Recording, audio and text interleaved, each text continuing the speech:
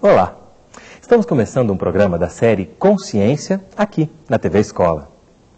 O programa de hoje é sobre um assunto do qual a maioria dos alunos quer fugir, a matemática.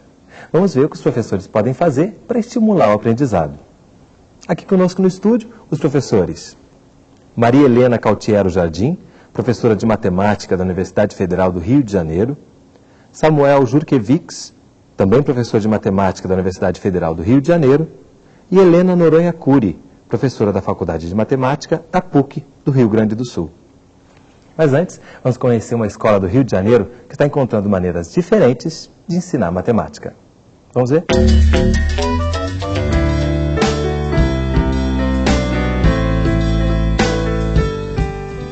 A maioria dos jovens de hoje reconhece prontamente as linguagens e códigos do ciberespaço. Mas o que poucos sabem é que todos os programas do hipermundo são baseados em algoritmo. Aliás, o que são mesmo algoritmos?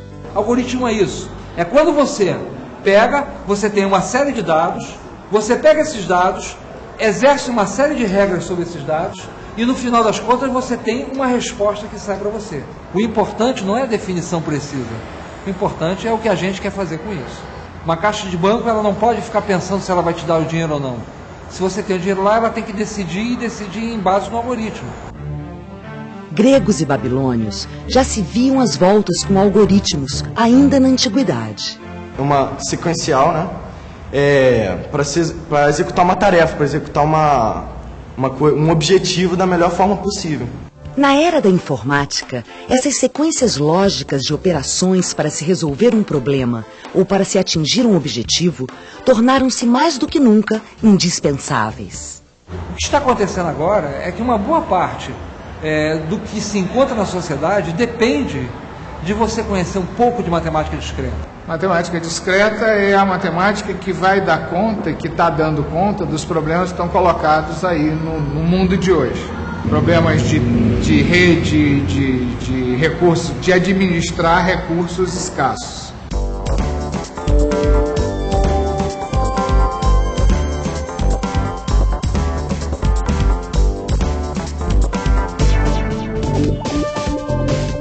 A partir da Segunda Guerra Mundial, o estudo dos algoritmos e a matemática discreta desenvolveram-se em relação simbiótica. Como esses conteúdos nem sempre se fazem presentes na sala de aula, muitos educadores se perguntam: que matemática precisamos ensinar aos jovens do século XXI? Faço a mínima ideia. A gente sempre acha que nunca isso ajuda o nosso dia a dia, mas que todo aluno, entendeu, gosta de uma aula mais dinâmica. A matemática discreta e os procedimentos algorítmicos estão presentes nas ciências da computação, na engenharia, na economia, na administração e em outras áreas do conhecimento. Incluídos nos currículos de algumas escolas francesas e americanas, esses tópicos entraram pela primeira vez em salas de aulas do ensino médio no Rio de Janeiro em 2002, com a experiência das oficinas de matemática discreta. Pela primeira vez, estavam dando problemas a eles e que eles não tinham resposta atrás do livro. E que eles tinham que trabalhar com bom senso, com o raciocínio deles. E só isso, e que talvez a solução que eles dessem não seria a única ou não seria a ótima, mas seria a possível.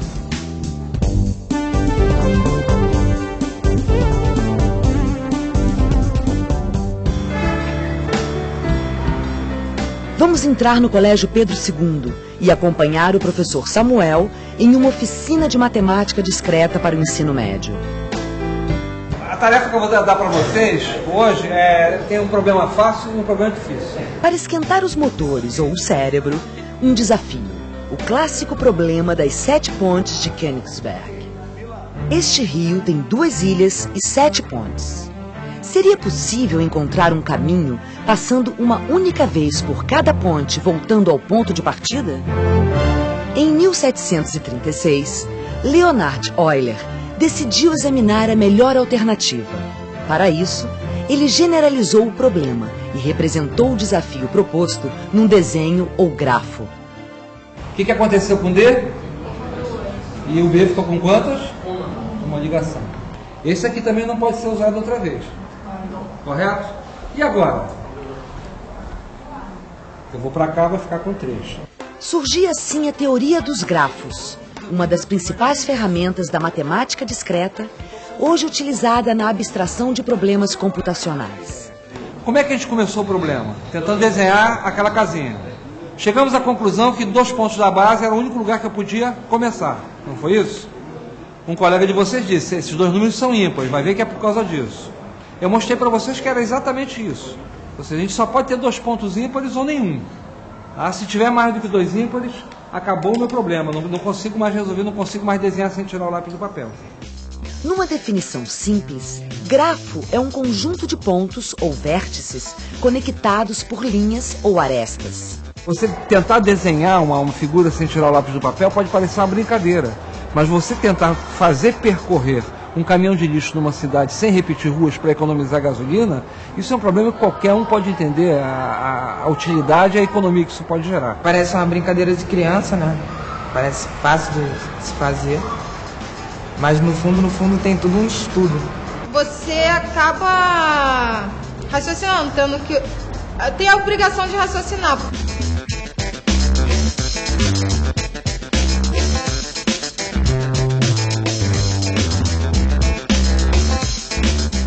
Basicamente, nós começamos com uma introdução em teoria dos grafos porque é muito lúdico.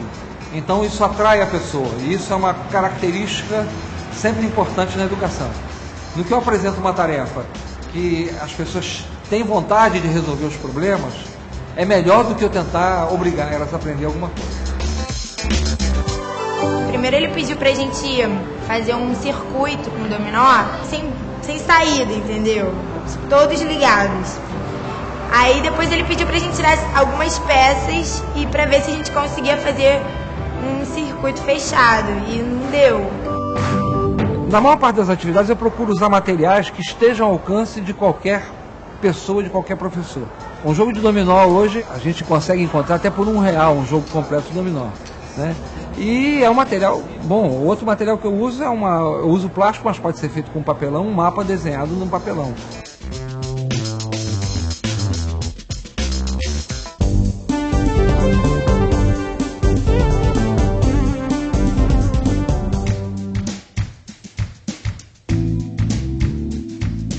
Você só sabe que um algoritmo está correto quando você prova isso matematicamente.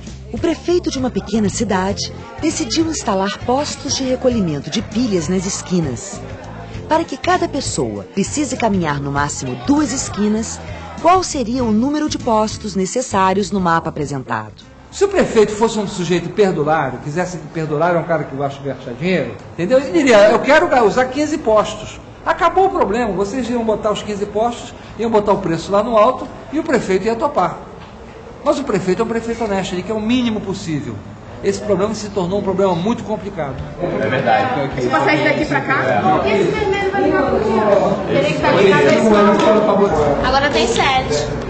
Colocados diante de possibilidades cada vez mais restritas, eles exercitam o raciocínio trabalhando com um número progressivamente menor de postos de coleta. Mas vocês conseguiram botar 9?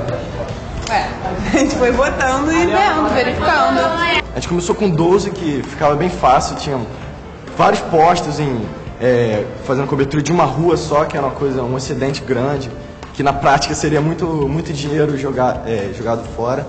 E depois foi baixando até chegar em 7. Com 7 postos haveria eficiência da cobertura e com um custo-benefício muito melhor. Mas é assim que companhias que têm que fazer localização de serviço, como por exemplo bombeiro, hospital, correio, essas coisas, escolhem a sua localização. É o que eu chamo de um algoritmo. Eu tenho um problema, eu tenho os dados desse problema, eu tenho uma série de instruções que vão me dar uma solução no fim, seja uma solução boa ou uma solução ruim. E qual é a vantagem de eu ter um algoritmo? É que eu posso mandar uma máquina fazer isso.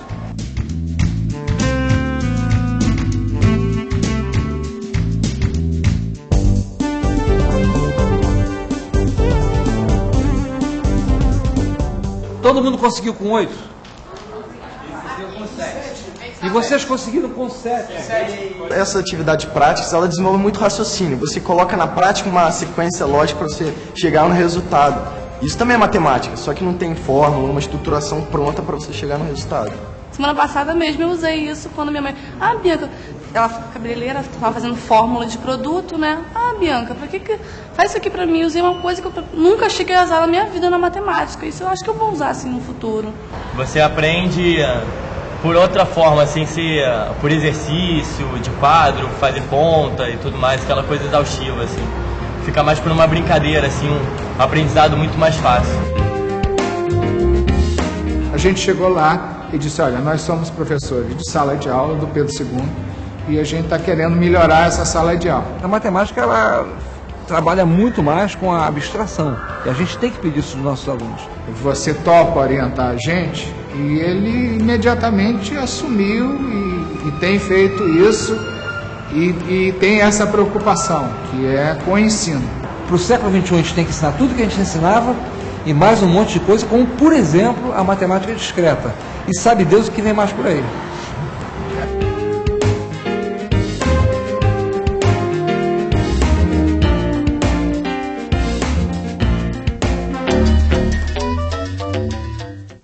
Então, para começar, queria saber da professora Maria Helena, o que você achou da iniciativa de levar o ensino da matemática discreta para o ensino médio? Achei fundamental e gratificante ver a experiência.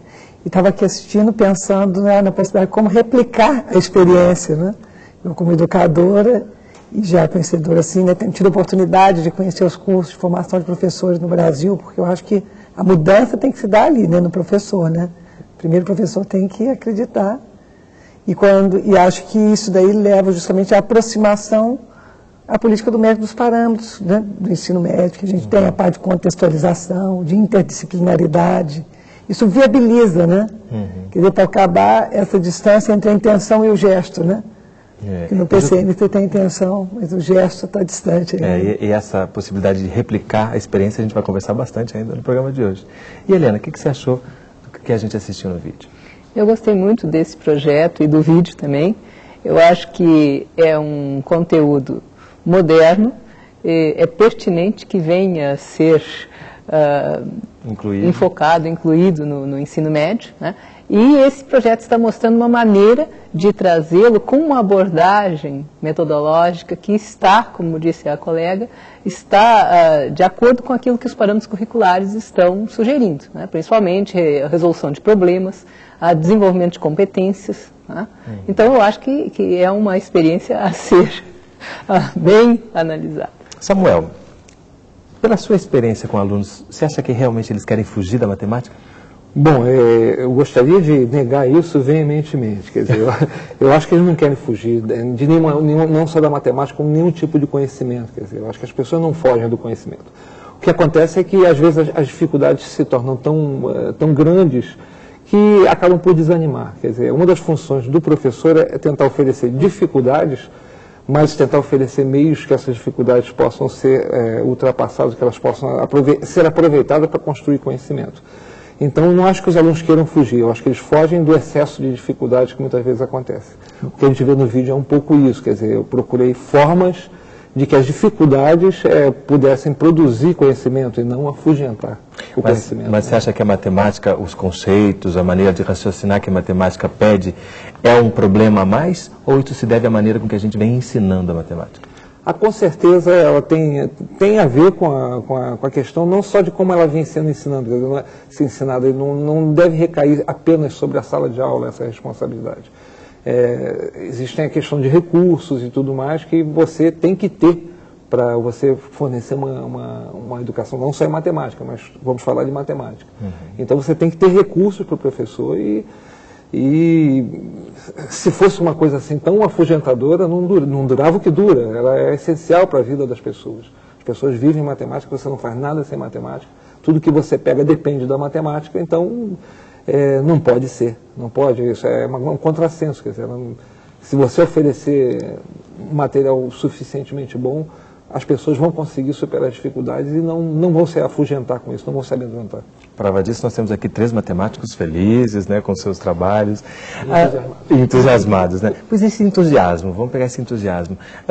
Na experiência de vocês, na sua experiência com formação de professores, né, para depois lecionar matemática, você vê esse entusiasmo? Você acha que isso está presente nas pessoas que buscam lecionar matemática?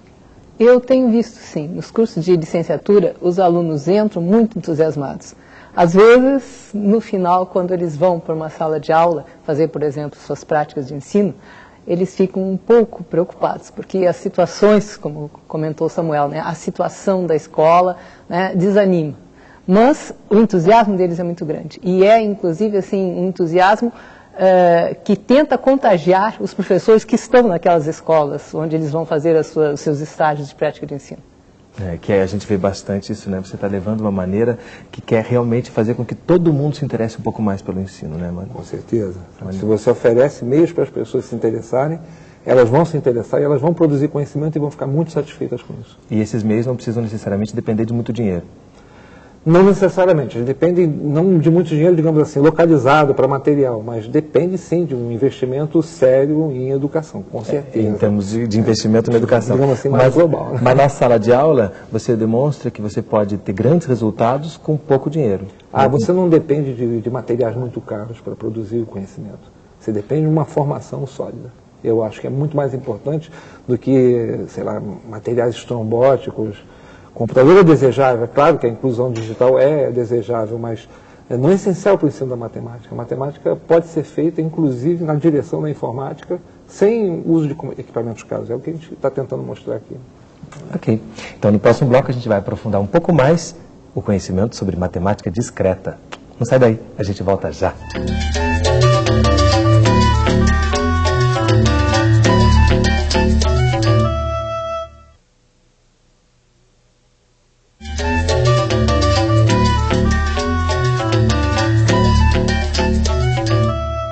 Estamos de volta com o programa Consciência, conversando sobre matemática discreta, com Maria Helena Cautiero Jardim, Samuel Jurkevics e Helena Noronha Cury.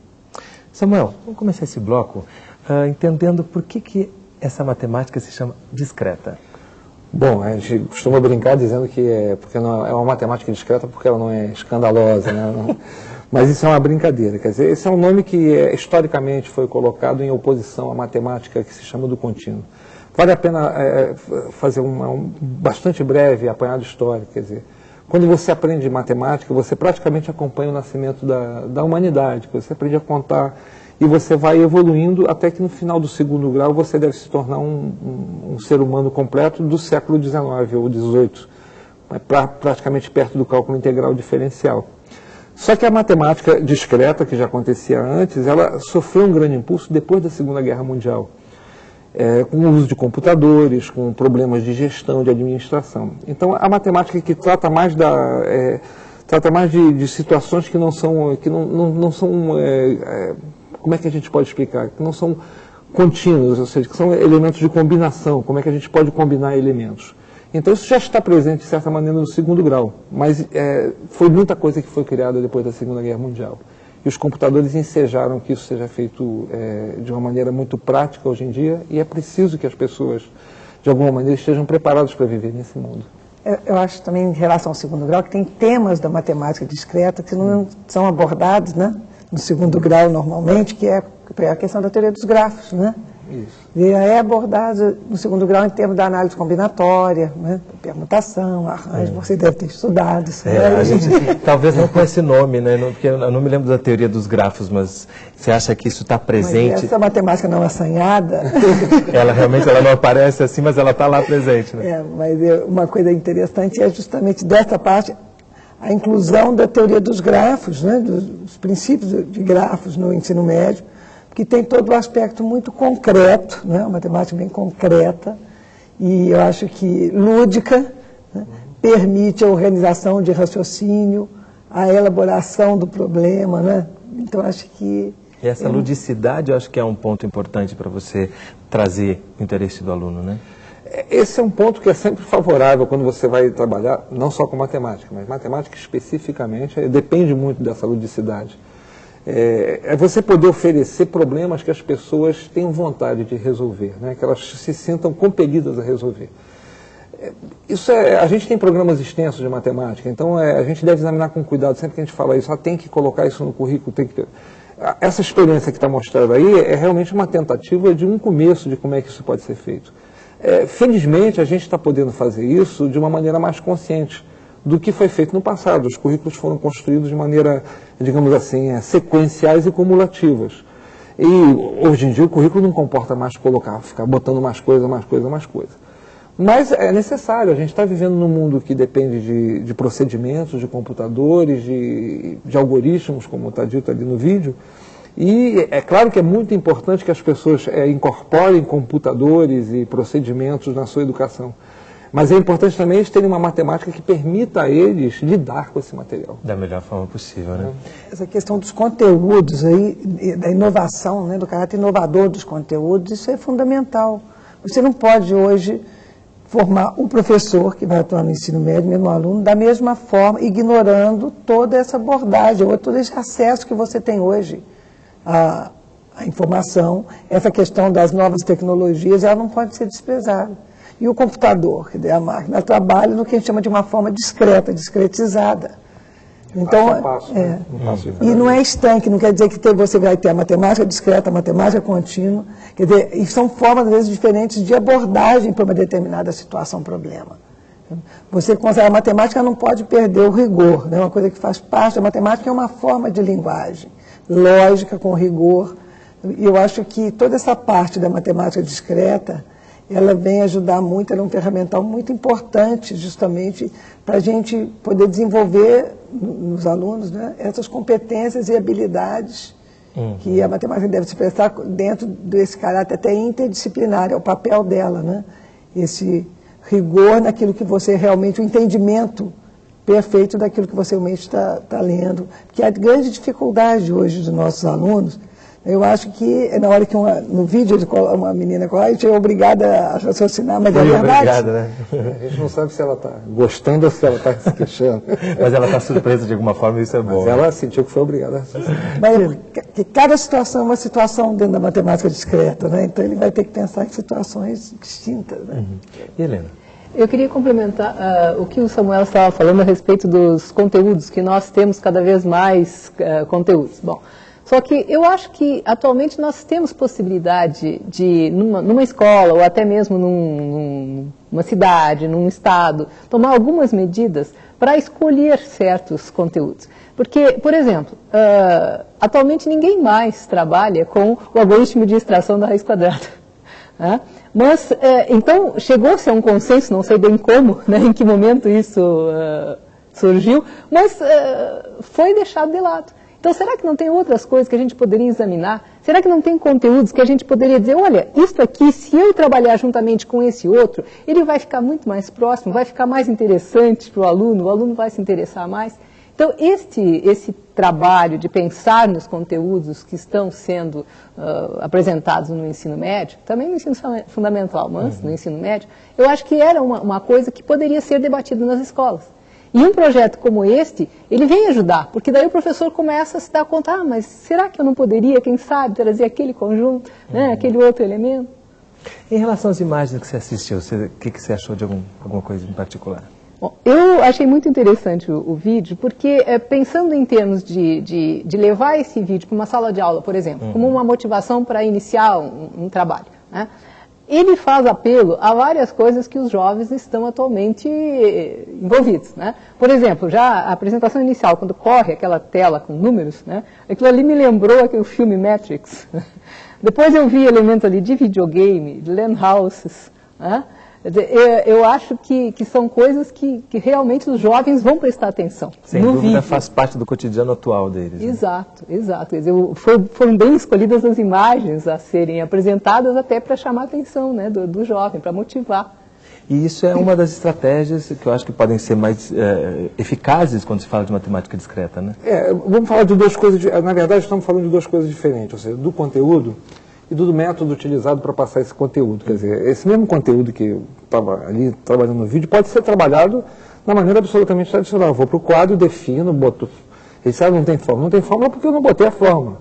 Mas mais tarde, quer dizer, numa etapa posterior, a gente começou a mostrar também, olha, se você for usar uma máquina para resolver esse problema dos desenhos, a máquina pode ter dificuldades, porque ela não é boa para ver desenhos. A máquina é boa para lidar com dados, com números, com dados bem organizados. Então vamos tentar transformar essa figura em dados bem organizados. E isso é uma outra etapa do trabalho, quer dizer, é uma etapa de mais abstração, em que você trabalha com uma coisa que se chama estrutura de dados, que é fundamental para quem vai viver no mundo como a gente está, que é cercado de computadores, que você tem que trabalhar com procedimentos, com verificação, e é uma verificação matemática, exige um raciocínio, exige um razonamento, não sei se essa palavra existe, né? Ou seja, um tipo de atitude que funciona bem. Eu usei o método assim, de a gente se aproximar quase por um jogo, pelo motivo óbvio, ou seja, se você oferece um problema, um desafio em forma de jogo, primeiro a gente usa um mapa grande, mas rapidamente um dos alunos disse, bom, será que a gente precisa trabalhar com um mapa tão grande? Será que a gente não pode trabalhar com um mapa mais pequeno? Aí eu tirei da bolsa e disse, por acaso eu trouxe um mapa pequeno, tá certo? Mas eu deixei eles terem a ideia primeiro. Primeiro era um jogo, depois disse, não, a gente pode trabalhar com isso de uma forma mais sistemática. Então, o método é praticamente induzido por essa característica lúdica da teoria dos grafos. Mas, certamente, ela pode ser aplicada, inclusive, em matemáticas mais assanhadas. É uma questão que eu acho também fundamental ali, é que você agir dentro dessa visão de construção do conhecimento. Né? E o que acontece hoje com um aluno, mesmo com as pessoas que têm até um estudo maior, um conhecimento maior de matemática, é a dificuldade de transportar. Quer dizer, ela aprende aquilo de uma forma estanque, que é uma deficiência hoje do nosso sistema educacional, né? Como se o mundo fosse estanque. Essas situações, como são colocadas ali, eu acho que o conteúdo de matemática discreta, ele vem ajudar muito, na possibilidade de você trabalhar em cima de um modelo, né? Você tem uma situação, né? E eu sempre falo para meus alunos, não tem nada desse negócio, depois eu vou chegar numa lei aqui que a natureza obedece à lei. Não é a natureza não obedece à lei. O problema está colocado e eu tenho que raciocinar em cima de o que é fundamental naquele problema, né? Então o aluno começa a depurar ali a situação. Aí ele parte dali de uma modelagem, que a gente chama de modelagem matemática, que é, como o Samuel está falando, entra ali os algoritmos, né? Entra a teoria, entra os resultados a serem provados, mas isso tudo vão sendo encadeamentos lógicos do raciocínio do ser humano. A maneira de chegar ao resultado acaba ficando até mais importante do que chegar ao resultado, né? O processo, a construção do conhecimento fica mais importante, quer dizer, e a partir dali ele vai transpor aquilo para outras situações, problemas. Então, acho que a matemática discreta é fundamental dentro do conteúdo do currículo de ensino médio, sobre esse aspecto. Ela se presta muito a esse tipo de formação que é fundamental, que você hoje tem que parar com essa forma estanque de passar o conhecimento ao aluno. Né? Muitas vezes, se o professor apresenta um conteúdo, sem questionar o aluno, sem deixar que ele se manifeste, o aluno se acostuma a ficar com medo de errar. Quer dizer, ele não se permite errar. Né? E nós vimos no vídeo, quer dizer, como os alunos conversavam entre eles, e obviamente que eles erravam em alguns momentos e tinham que retomar, etc. Então, o aluno erra sem que aquilo seja uma reprimenda, entende? Quer dizer, ele começa a se dar conta de que ele tem esse direito para chegar numa resposta certa. E que até isso é uma parte importante nesse processo de construção do conhecimento. Isso é uma das coisas que caracteriza um bom problema de matemática. Quer dizer, aquele problema do mapa que está apresentado ali, uma vez que ele chega numa solução, eu pedi para fazer com 15 postos. Qualquer um pode verificar se a solução é correta ou não. Então o problema ele tem que ser, é bom que ele seja bem compreendido, é bom que ele possa ser verificado se a solução é correta. Uma outra característica que não fica tão evidenciada, a professora Gilda falou, mas em geral é que problemas de combinatória, nem sempre você consegue ter acesso à melhor solução possível, ao contrário do que acontece nos problemas habituais de livro. Então, aceitar negociar que aquela solução pode não ser a melhor, mas é uma solução boa, isso é um conceito que não frequenta muito a escola. Isso em nenhuma cadeira, em matemática especificamente. E, no entanto, a gente pratica. Ninguém faz a compra em 5 supermercados. Embora isso fosse muito mais barato. Você faz em 2 no máximo. Por quê? porque você faz uma negociação entre o que é melhor em termos de preço e o que é melhor em termos de atitude, em termos de tempo que você vai gastar. Nos problemas da vida real é assim. Então, se você não achasse esses 7 postos que eles acharam lá, se você achasse 8, acho que um prefeito, sabe, poderia ser considerado honesto se ele usasse 8 postos em vez de 15. Tá certo? Se ele não conseguisse mostrar que 7 é o mínimo, ele poderia ficar com 8 e seria uma boa solução. Essa observação da Gilda foi muito feliz na hora que ela falou ali, né? Porque é essa compreensão de que você parte de uma solução, que é como a gente faz, né, no dia a dia, e você vai tentando soluções melhores. E a partir disso aí também é que você vai criar uma sistematização. Se é aquele problema, não é? Que em geral os problemas matemáticos você faz. Chega uma etapa que você sistematiza, né? E a partir dali, uma outra coisa também que é muito interessante nessa questão de uma boa solução, aí vem um conceito matemático que os alunos em geral não entendem, né? E não é tratado, que é a questão da convergência, né? Que é um conceito muito abstrato, que na verdade é o que a gente faz na vida prática.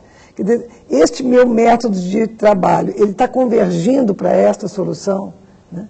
Isso dentro da matemática discreta está presente o tempo todo.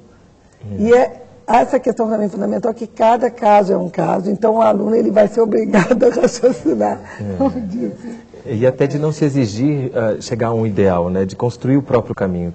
Essa questão da abstração, né, a matemática é abstração. Você traz muito para o concreto para exemplificar e para estimular o raciocínio, mas a abstração é necessária.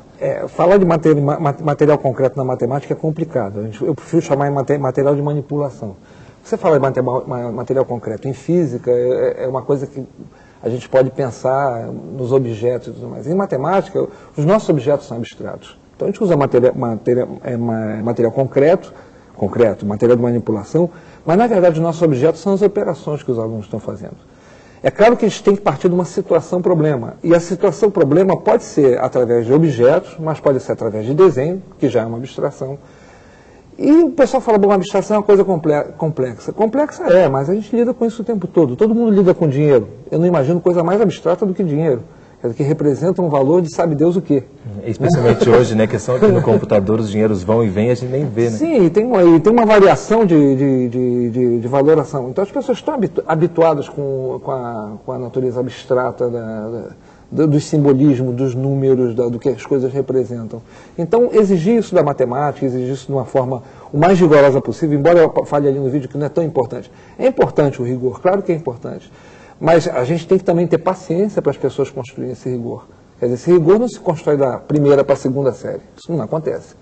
Acontece diferente para cada pessoa, às vezes demora muito para acontecer, e se você não trabalhar direito, não acontece nunca. Então tem que ter paciência para fazer isso, tem que saber quando você vai ser mais rigoroso, quando você vai ser menos rigoroso.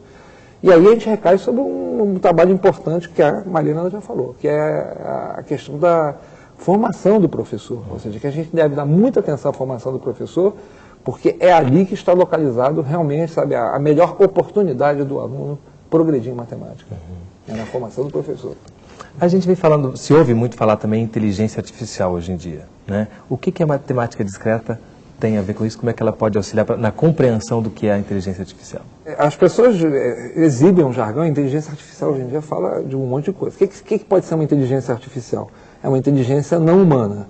Bom, inteligência não humana, nós estamos presumindo que uma máquina vai cumprir tarefas que dependam de pensamento. Aí a gente vai entrar num terreno muito perigoso, a filosofia do que é pensamento e do que não é pensamento. O que as pessoas têm chamado de inteligência artificial são nada mais, nada menos do que atividades cada vez mais complexas que os computadores e as máquinas estão desenvolvendo. Hoje em dia você coloca um pequeno disquete numa máquina, ela produz uma máquina muito complexa, um chip muito complexo.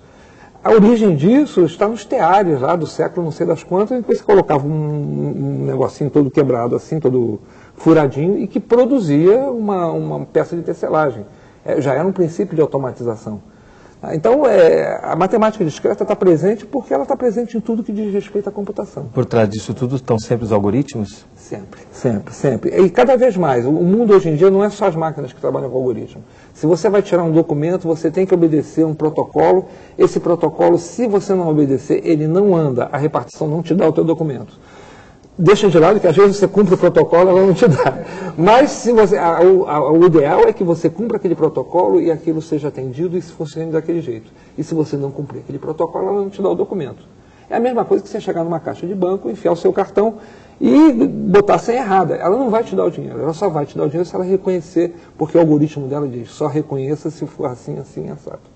Então isso é importante. A questão do algoritmo é que eu acho muito interessante, que é uma organização de raciocínio. Né? E a gente, como professor, sabe que muitas vezes o aluno vem com uma dúvida e fala, professor, eu não sei resolver tal problema. Aí você começa a ajudá-lo a organizar. Né? Pensa, bem cá, mas você está partindo da onde, é o que eu sempre falo. Você está partindo do quê e aonde você quer chegar, o primeiro ponto. Né? E sob que condições. Então, vamos fazendo passo a passo. E a matemática discreta, eu acho que no ensino médio, ela traz muito esse tipo de abordagem. Né? Os problemas de matemática discreta ficam muito evidentes. Eu não estou dizendo que a outra parte, não estou querendo dissociar. Mas um aluno, por exemplo, ele é capaz de pegar, vou resolver uma equação de segundo grau, e aplica uma fórmula e sai resolvendo e não sabe o que está fazendo. Sabe? Apesar no final, de chegar ao resultado. E chega ao resultado. Agora, um problema de matemática discreta, esse tipo de comportamento está invalidado. Ok. É justamente essa relação dos professores com alunos que a gente vai aprofundar mais no próximo bloco. Não sai daí, a gente volta já.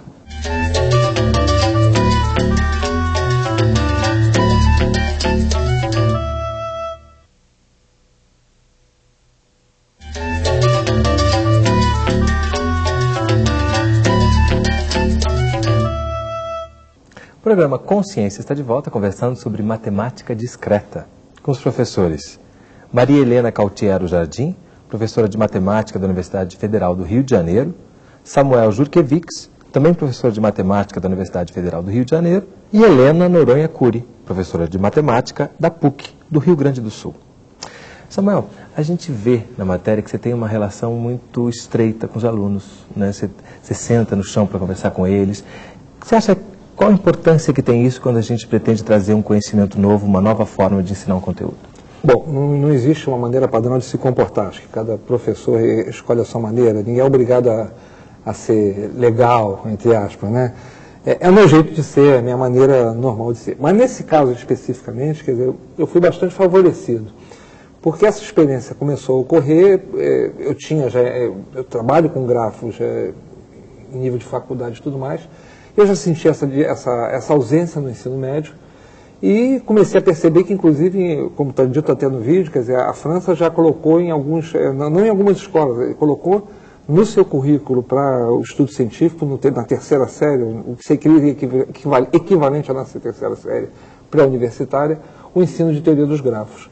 E nos Estados Unidos já existe também isso. E eles, claro, eles têm todo um programa também de formação, ou seja, de informação e formação para os professores que não têm esse conteúdo porque não fizeram na sua formação, na sua licenciatura.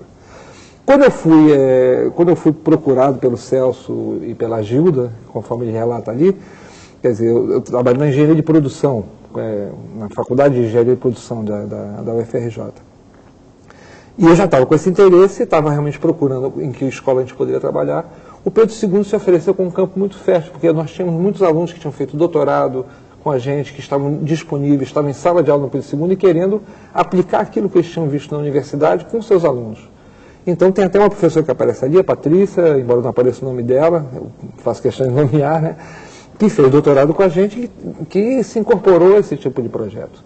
Né? Então a gente procurou a Maria Helena, que era a diretora da escola, que estava vendo naquele momento a instalação de cadeiras eletivas dentro do Pedro II. Então os primeiros alunos que vieram, eles escolheram fazer aquela eletiva, em vez de fazer teatro ou fazer outra coisa. Então eu fui muito beneficiado, porque eu comecei esse trabalho com alunos muito interessados em matemática. Nesse caso não, uma turma normal de escola. Esses alunos que falam no vídeo, eles... Exatamente, é uma turma comum, quer dizer, não foi uma turma selecionada pelo gosto pela matemática, não. Eles vieram, fizeram, sabe, foi a turma toda. Mesmo assim não foi uma turma muito grande, quer dizer, o Pedro II tem turmas menores do que uma escola em geral. Então eu pude me dar o luxo de ter um relacionamento melhor. Tá? Isso não quer dizer que quando eu tenho uma turma de 40, 50 alunos que eu tenho um relacionamento ruim, muito pelo contrário. Relacionamento bom, acho que o relacionamento entre professores e alunos é o primeiro caminho para você conseguir ensinar qualquer coisa, aqui dirá matemática. Né?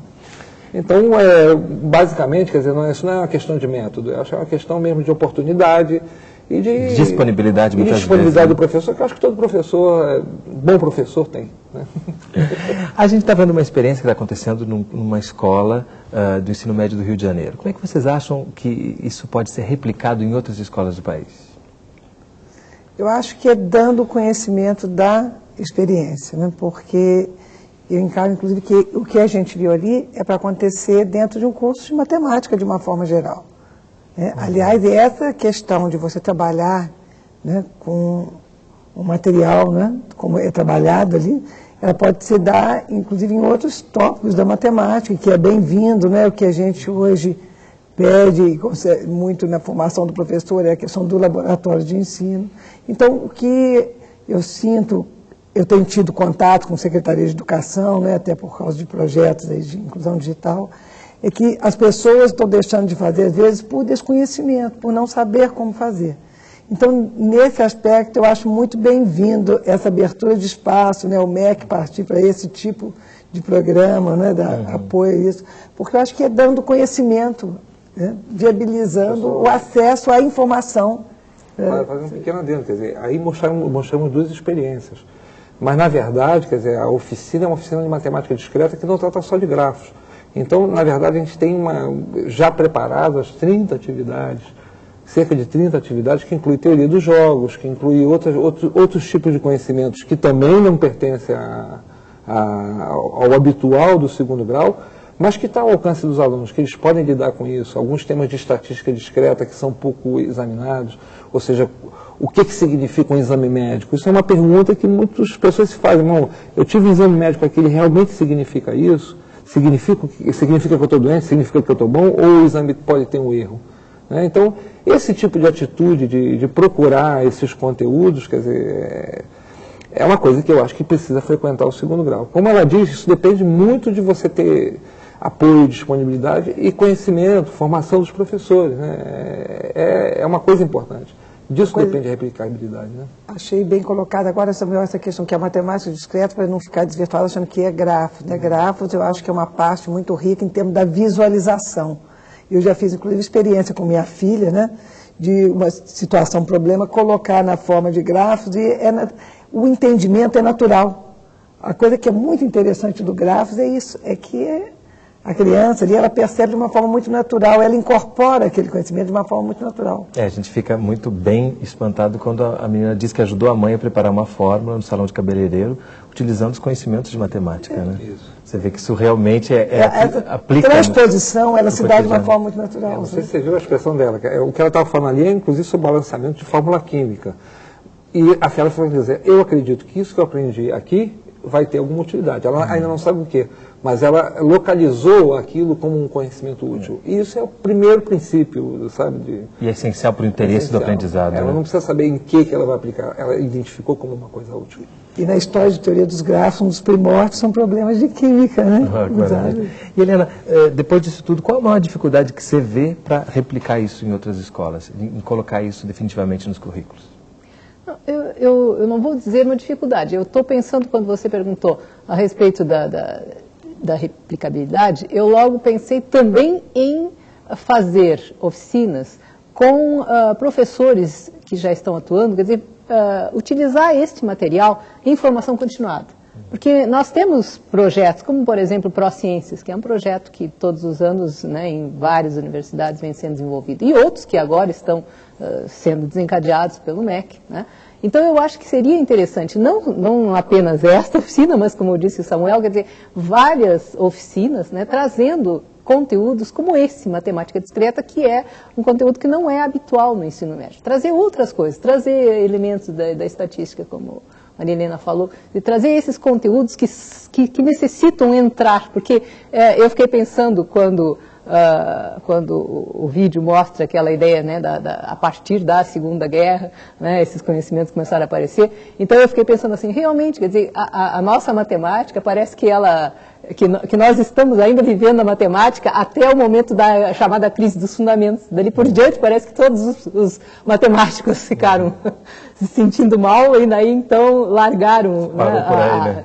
Falaram só até aquele momento e depois ficaram criando coisas, mas nunca mais incorporaram aquelas coisas no currículo. Então eu acho que é necessário que esses conhecimentos venham sendo trazidos para os cursos de formação continuada. Quando a gente fala de Segunda Guerra, a gente está falando especificamente do que motivou esse... A Segunda Guerra Mundial teve duas demandas muito importantes. A primeira foi a questão da criptografia, que foi praticamente a invenção do computador. Poucas pessoas sabem disso, e vale a pena citar esse fato, porque somos matemáticos os três. O computador foi inventado por um matemático antes de haver a possibilidade de construir a máquina. Tá? A ideia do algoritmo, de como trabalhar com o algoritmo, do que é uma máquina que trabalha com algoritmos, foi fabricada por um matemático antes de você ter a capacidade de fazer o que você faz hoje em dia, quer dizer, com os transistores, válvulas e tudo mais. Chamava-se Alan Turing, né? Que junto com von Neumann fez isso durante a Segunda Guerra, a partir de um estudo que foi demandado, que foi a criptografia para decifrar os códigos dos alemães. A segunda demanda foi de de circular bens. Ou seja, numa época de guerra você não tem excesso de disponibilidade. Então começou a ver qual é a melhor maneira da gente fazer circular esses bens, ou seja, problemas de transporte, e problemas de você mandar, por exemplo, rações para os soldados com uma dieta equilibrada, que deu origem a uma parte da matemática que chama-se programação linear, que a maior parte dos cursos de graduação não trabalha. A engenharia de produção trabalha. E que praticamente ninguém, hoje em dia, resolve um problema na indústria ou de transporte em geral sem usar programação linear. Tá? Que não é uma coisa do outro mundo, não. Ela é uma coisa que pode ser iniciada também no segundo grau de alguma maneira. Ela parte do estudo de funções e tudo mais. Bom, então essa origem é muito nobre, porque ela tentava solucionar problemas efetivos. E foram matemáticos muito hábeis que conseguiram resolver isso. É engraçado que você fala dessa dificuldade de uma guerra, né, de disponibilidade de coisas, e a gente vê o professor falando que hoje em dia também serve para administrar recursos escassos, né? Na verdade, a gente eu acho muito triste o que eu vou dizer, mas nada impulsiona mais a ciência do que as guerras, né? Porque nessa hora você tem que produzir, você tem que resolver. Aí você não é só questão de resolver um problema que você acha que vai ser grave. O problema é grave ali. Se você não resolver ali, você sucumbe. Isso é antigo desde Leonardo da Vinci, que ele já se propunha a construir materiais de guerra como meio de se empregar, né? Então, eu detesto a guerra, sou contra a guerra, não acho que é um meio efetivo de melhorar a ciência. A gente pode achar outras questões que impulsionem o conhecimento. Prefiro que não tenha guerra. É uma coisa interessante, né? Dar oportunidade aos alunos desse tipo de trabalho, porque... Por exemplo, quando você estava falando da programação linear, me lembrou, né, os primórdios, foi logo com Dantes, né, em 1945. Né? O grande feito foi que ele tinha um problema a ser resolvido. Então, quando eu apresento para os alunos, eu dou curso de programação linear, a questão do famoso método simplex, né, eu falo, o fundamental e o grande feito não foi o método em si, mas foi a uma situação, problema, ele buscar esse ferramental para resolver. Então é isso que eu acho interessante, colocar a matemática discreta no ensino médio. Você dá situações, problemas para o aluno e que ele vai ver que ele... Primeiro, você deixa ele pensar, e ele vai encaminhando e vai ver que ele pode elaborar uma solução, né, buscar uma solução com um ferramental matemático. Vale a pena uma observação, a gente estava conversando até um pouco antes, eu, Helena e a Maria Helena, é que essa situação não se faz sem dor, quer dizer, qualquer coisa que você se incorpora, que você tenta ampliar e tudo mais, ela demanda um esforço. O problema não é que vai demandar esforço, o problema é que esse esforço é inevitável, ou seja, a sociedade está demandando. Vai haver uma pressão, já existe uma pressão por esses conhecimentos sobre as estruturas educacionais, primeiro nas universidades e claramente isso desce para o segundo grau, sabe, sem dúvida nenhuma isso vai acontecer. Como é que a gente vai fazer isso? É um problema, surgem outros problemas, como a gente estava discutindo, avaliação. Como é que a gente avalia isso, né? A gente não tem muita clareza ainda. Se a gente for olhar no quadro negro como habitualmente, tudo bem, a gente faz as perguntas que a gente faz. Quanto é que dá isso, como é que faz isso? Bom, na faculdade eu até posso fazer isso com mais tranquilidade.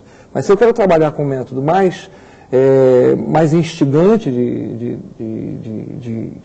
construção do conhecimento, de solução de problemas, eu vou ter problemas na avaliação. Ela tem que ser transformada de alguma maneira também, né? A maneira de avaliar. Ela tem que ser transformada em conhecimento formal, quer dizer, ou seja, que que possa ser manejado pelos alunos por livros, por material escrito, por material que eles possam se comunicar com isso, né? Isso tem que ser feito.